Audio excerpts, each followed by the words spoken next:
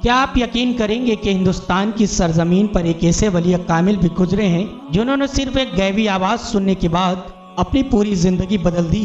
एक ऐसे बुजुर्ग जिनसे दिलों का हाल ही नहीं बल्कि लोगों के दिलों में छुपी हुई बातें भी पोशीदा नहीं रहती थी।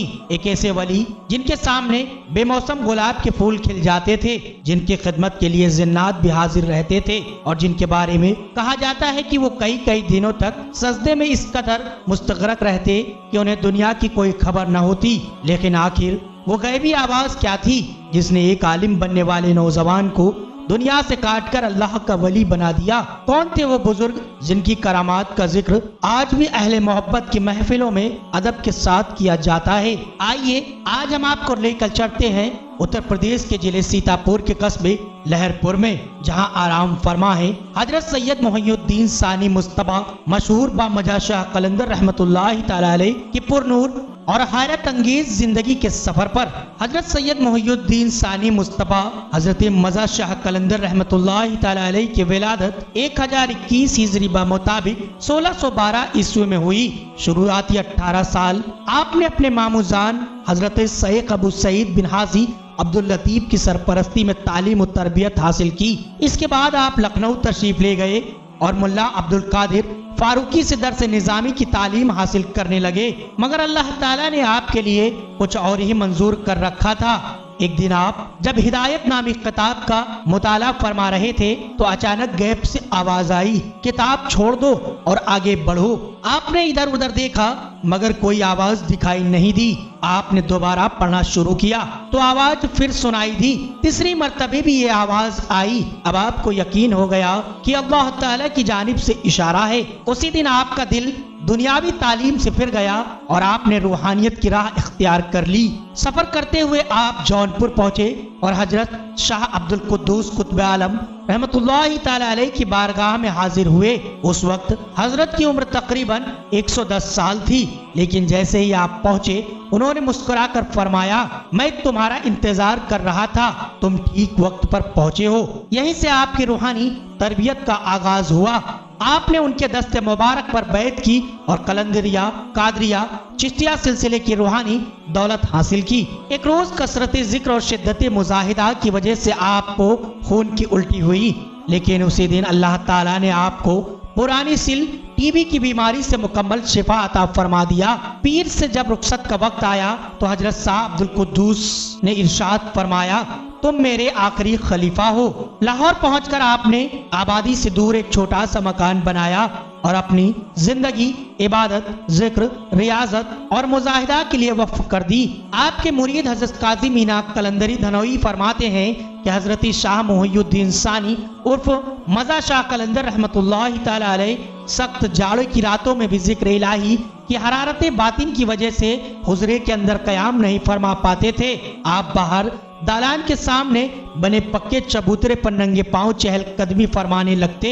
मैं भी अदब के साथ उनके पीछे पीछे चलता। हजरत बड़ी शफकत से इरशाद फरमाते, मीना मियाँ तुम क्यों तकल्लुफ करते हो? मैं अर्ज करता, हुजूर ऐसी शदीद सर्दी में कोई शख्स अपने घर से बाहर निकलने की हिम्मत नहीं करता, जबकि आप ओस से तर इस ठंडे चबूतरे पर नंगे पांव चहल कदमी फरमा रहे हैं। ऐसे में मैं आपको तनहा कैसे छोड़ सकता हूँ? ये सुनकर आप कुछ देर के लिए अंदर तशरीफ ले जाते, लेकिन जब जिक्र इलाही की कैफियत फिर गालिब हो जाती तो दोबारा बाहर तशरीफ लाकर चहल कदमी शुरू कर देते। एक मरतबे आपने मीना मियाँ को चांदनी रात में अपने बाग से बेमौसम गुलाब लाने के लिए हुक्म फरमाया। मीना मियाँ हैरान रह गए क्योंकि बरसात का मौसम था और गुलाब का जमाना भी गुजर चुका था, मगर हुक्म मुर्शिद की तामील को फौरन रवाना हो गए। जब बाग में पहुंचे तो हैरत की इंतहा न रही। वहां दो ताजा गुलाब फूल खिले थे। आप फरमाते हैं कि मैंने दोनों फूल तोड़े और अदब के साथ आपकी खिदमत में पेश कर दिया। हजरत ने इरशाद फरमाया, इन्हें अपने पास महफूज रख लो। दूसरे रोज जब सुबह मौलवी बहाउद्दीन साहब जो हजरत के मुरीद थे अपने साथ अपने शागिर्द मोहम्मद शाकिर को लेकर हाजिर हुए। हजरत का मामूल था कि फजर की नमाज के बाद वज़ाइफ अस्कार से फारिग होकर कुछ देर आराम फरमाते थे। उनकी आमद पर आप उठकर बैठ गए और कुछ जलाल के अंदाज में फरमाया, एक फूल मोहम्मद शाकिर को और एक मौलवी साहब को दे दो। फिर मौलवी बहाउद्दीन से मुखातिब होकर इरशाद फरमाया, मोहम्मद शाकिर के सदके में तुम भी एक फूल ले लो। इतना फरमाकर आप फिर अपने आरामगाह में चले गए। मौलवी बहाउद्दीन साहब का रंग उड़ चुका था। जब वो वापस जाने लगे तो मैं हमेशा की तरह उन्हें दरवाजे तक छोड़ने गया और अर्ज किया, हुजूर इतने परेशान क्यों नजर आ रहे हैं? उन्होंने फरमाया, रास्ते में मोहम्मद शाकिर ने मुझसे कहा था कि अगर आज हजरत ने मुझे बेमौसम गुलाब के फूल अता फरमा दे तभी मैं उन्हें वली कामिल तस्लीम करूंगा और बैत करूंगा। मैंने उनसे बहुत मना किया कि औलिया इकराम का इम्तिहान मत लो, मगर जो कुछ आज हुआ वो तुमने अपनी आंखों से देखा। इस पर मीना मियां ने अर्ज किया, हजरत को ये बात पहले से ही मालूम हो चुकी थी, इसीलिए आपने मुझे पहले ही बाग भेजकर वो दोनों फूल मंगवा लिए थे। हजरत मज़ार शाह कलंदर रहमतुल्लाहि तआला अलैह का मामूल था कि आराम फरमाने से पहले आपका बिस्तर हजरत काजी मीना कलंदर खुद बिछाया करते थे। एक रोज जब वो हमेशा की तरह हुजरे में दाखिल हुए, देखा कि एक अजनबी शख्स पहले से ही आपका बिस्तर ठीक कर रहा है। जैसे वो उसके करीब पहुंचे, वो फौरन कोठरी के अंदर दाखिल हो गया। हजरत ये मंजर देख रहे थे। आपने इरशाद फरमाया, दरवाजा बंद कर दो, लेकिन खौफ की वजह से वो दरवाजा बंद न कर सके। आपने फिर फरमाया, घबराओ मत, दरवाजा बंद कर दो। उन्होंने कोशिश की मगर डर की वजह से फिर भी हिम्मत न हुई। तब हजरत खुद उठे, उनकी पीठ पर दस्ते शफकत फेरा, तसल्ली दी और अपने मुबारक हाथों से दरवाजा बंद कर दिया। कुछ देर बाद उन्होंने अर्ज किया, हुजूर वो अजनबी कौन था? हजरत मज़ार शाह कलंदर रहमतुल्लाहि तआला अलैह ने इरशाद फरमाया, वो एक जिन है जिसे अल्लाह ताला ने मेरी खिदमत पर मुकर्रर कर रखा है। मुरादुल मुरीदीन में मनकूल है कि एक दौर में लाहौर का आमिल अपनी रियाया पर हद दर्ज जुल्म और सितम ढाने लगा। जब उसकी जुल्म हद से ज्यादा बढ़ गया तो हजरत सैयद मोहिउद्दीन सानी उर्फ मज़ार शाह कलंदर रहमतुल्लाहि तआला अलैह ने सुल्तान शहाबुद्दीन शाहजहां के नाम एक खत तहरीर फरमाया, जिसमें इरशाद फरमाया, बादशाह दिल्ली को मालूम हो कि लाहौर में आपका मुकर्रर किया हुआ आमिल रियाया पर सख्त जुल्म कर रहा है। अगर उसे मुअज्जल कर दे तो बेहतर होगा, वरना हम उसकी जगह किसी और को मुकर्रर कर देंगे। रिवायत है कि जैसे ही बादशाह की नजर इस खत पर पड़ी, उसने फौरन उस जालिम आमिल को उसके ओहदे से बर्खास्त कर दिया।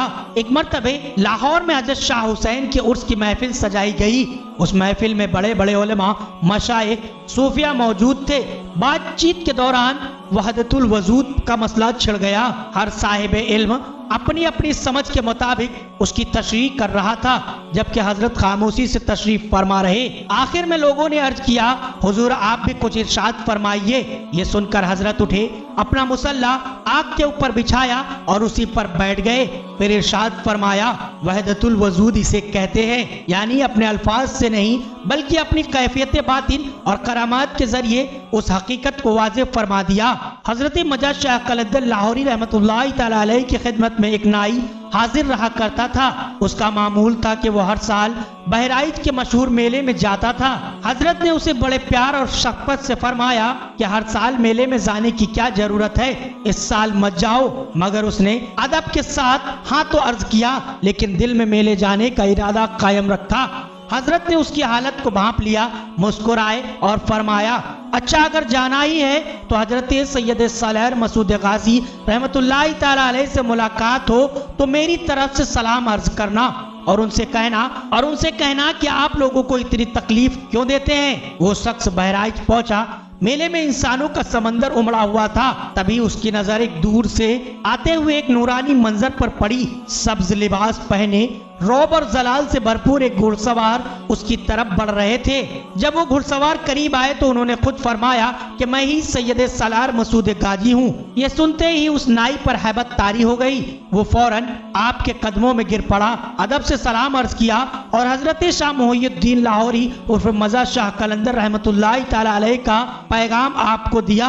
हजरत सैयद सलार मसूद गाजी रहमतुल्लाहि तआला अलैह मुस्कुराए और फरमाया, शाह मोहिउद्दीन लाहौरी से अर्ज करना कि जब आपके रोकने से आपका एक नाई नहीं रुका तो मैं इन 1000 लोगों को कैसे रोकूं। ये जवाब सुनकर वो नाई हैरत में डूब गया। उसे एहसास हो गया कि औलिया इकराम की नजरें एक दूसरे पर रहती हैं और उनकी रूहानी दुनिया आम इंसानों की समझ से कई ऊंची होती है। ये वाकया अदब, ताल्लुक और औलिया अल्लाह की रूहानी अजमत की एक खूबसूरत मिसाल है।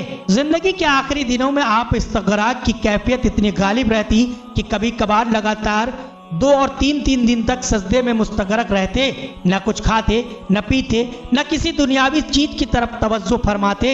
जब मुरीदीन फिक्र करते तो हजरत काजी मीना कलंदर आपके कान में अर्ज करते, या हजरत ज़ौक है, और जैसे ही नमाज का जिक्र होता आप होश में आकर फौरन कज़ा नमाज़ें अदा फरमाते। हजरत ने कई अजीमुश्शान किताबें तसनीफ फरमाई हैं, जिसमें मनाकिब गौसिया, हुज्जतुल आरिफीन और अनीसुल आशिकीन खास तौर पर मशहूर है। आपके मकतूबात भी अहले तसव्वुफ के नज़दीक बड़ी अहमियत रखते हैं। आपका मज़ार मुबारक उत्तर प्रदेश के जिले सीतापुर के लहरपुर में मरज़ा खलाइक है। आज भी हजारों अकीदतमंद आपके आस्थाने पर हाजिरी देकर आपके फैज़ व बरक़ात से मुस्तफ़ीज़ होते हैं। अल्लाह ताला हमें भी अपने नेक बंदों की सच्ची मोहब्बत, उनकी सीरत पर चलने की तौफीक और दीन की खिदमत की सआदत नसीब फरमाए।